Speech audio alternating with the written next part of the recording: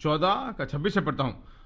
परंतु सहायक अर्थात पवित्र आत्मा जिसे पिता मेरे नाम से भेजेगा वह तुम्हें सब बातें सिखाएगा और जो कुछ मैंने तुमसे कहा है वह तुम्हें स्मरण कराएगा। मैं शांति दिए जाता हूं, अपनी शांति तुम्हें देता हूं। जैसे संसार देता है मैं तुम्हें नहीं देता। तुम्हारा मन न घबराए और न डरे। तुमने सुना कि मैंने तुमसे कहा कि मैं जाता हूं और तुम्हारे पास फिर आता हूं। यदि तुम मुझसे प्रेम रखते तो इस बात से आनंदित होते कि मैं पिता के पास जाता हूं, क्योंकि पिता मुझसे बड़ा है। मैं जा रहा हूं तो मत घबराइए, मैं वापस आने वाला हूं। ऊपर गया, वापस आया कि नहीं? वापस आ गया। पेंतेकोस्त के दिन वापस आ गया। उन दिनों में शारीरिक रूप में था, पर अभी आत्मा में हमारे अंदर वास करता है। परमेश्वर मेरे साथ है, मेरी ओर है, मेरी सोच में है। इसी को लगातार सोचते, बात करते, सदा दिन रात इसी को ध्यान करते रहे तो आपकी बुद्धि आत्मा से भरी हुई होगी। यशायाह 23:3 में कहा गया ना, जिसका मन तुझ में धीरज धरे हुए है उसकी तू पूर्ण शांति के साथ रक्षा करता है, क्योंकि वह तुझ पर भरोसा रखता है। परमेश्वर के बारे में सोच, वह मेरे साथ है, उसका सम्मुख मेरे साथ है। ऐसे सोचोगे तो आप फील करो कि वो तुम्हारे साथ है हर वक्त। कभी कभी डीप स्लीप में अगर आप हो, कोई आपके घर में अंदर आकर चल के जाता है, आपको पता नहीं कौन है, पर आपको लगता है कोई आके गया है, कोई आके गया है, पर कहते हैं कि पता नहीं कौन आया था। तो सोते वक्त भी आपको सेंस करने लायक होता है। मैं एक बार क्या हुआ है कि इविल स्पिरिट का सेंस मैंने महसूस किया, शैतान को मैंने सेंस किया। लेटा हुआ था, मैं देख पाया। शैतान को ही देख पाते हैं, महसूस कर पाते, तो परमेश्वर नहीं।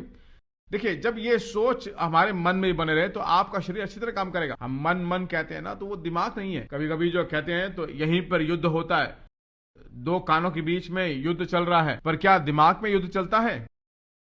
नहीं, मन में। मन और दिमाग का कोई संबंध नहीं। यहां संबंध है, पर दिमाग नहीं है तुम्हारा मन। दिमाग अलग है, मन अलग है। एक आदमी मरने के बाद जो उसका दिमाग चला जाएगा है, पर मन रहेगा, है कि नहीं? आत्मा और प्राण, लाजर की उस कहानी में वो सोचता है ना, मेरे भाई लोग यहां पर हैं, तो क्या उसका दिमाग था? क्या वो सोच पा रहा है ना?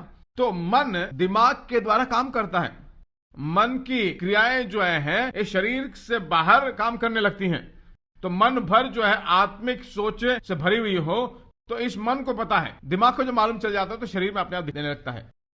इसलिए यीशु ने कहा है कि तुम्हारा मन न घबराए और न डरे, मैं अपनी शांति तुम्हें देता हूं। जब समस्या आती है कभी नहीं घबराए।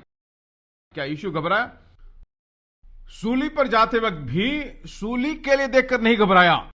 प्रभु से, परमेश्वर से थोड़ा अलग होना था, इसलिए वो घबराया, क्योंकि अब तक वो और यीशु कभी अलग हुए ही नहीं। आदि से एक ही साथ रहे थे। कभी कभी जो है कुछ रिश्ते जब हमसे अलग हो जाते हैं, हम रो जाते हैं। क्यों रोते हैं?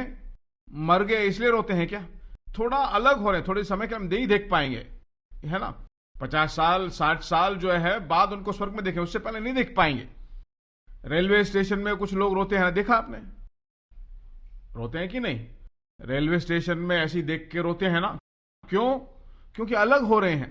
परमेश्वर ने, जब परमेश्वर को देखकर प्रभु ने कहा कि हे प्रभु, सूली को देखकर नहीं घबराया, बल्कि परमेश्वर थोड़ा अलग होना था इसलिए वो घबराया। के अलावा कहीं और वो कभी नहीं रोया, कभी नहीं घबराया। सूली पे भी खुशी खुशी गया। इब्रानियों में हम देखते हैं कि उसके सामने जो आनंद था उसको लेकर अपमानित को उसने बड़ा नहीं जाना। उसके मन में कोई चिंता नहीं, वही शांति अंदर रखा हुआ था। रखा है कि नहीं? मन न घबराए और कभी न डरे। भजन का लेखक बताता है कि घोर अंधकार में गुजर जाऊं तब भी मैं नहीं डरूंगा। मृत्यु के घोर अंधकार में खाई में जाऊं तब भी मैं नहीं। देखिए, खेतों में अलग खाई, अंधेरा होगा, कौन से जानवर आएगा, क्या होगा, कुछ पता नहीं चलेगा, कुछ दिखाई भी नहीं देगा। मुझे कहना समझ में आ रहा है कि नहीं? झाड़ियां हैं, पौधे हैं, कौन सा सांप आता है, क्या आता है, कुछ समझ नहीं। अगर हाईवे है, पूरा मैदान है तो देखना आसान है, कौन सा जानवर आएगा, कौन सा जानवर आक्रमण करेगा, कुछ भी पता नहीं चलेगा। फिर भी जो है मृत्यु की घोर खाई में जाऊं तो मैं नहीं डरूंगा। क्यों नहीं डरूंगा? तब भी वो आप हमारे ही साथ। तो क्या मृत्यु के उस घोर अंधकार में गलती के कारण क्या? नहीं, परमेश्वर नहीं चलाया। अगर ऐसा भी हो तो मेरा हृदय कभी घबराएगा नहीं। क्यों? क्योंकि वो खुद साथ है। यह सोच हम पर शासन करे तो सफलतापूर्वक बाहर आएंगे, जहां कहीं भी जाए जय के साथ वापिस आएंगे।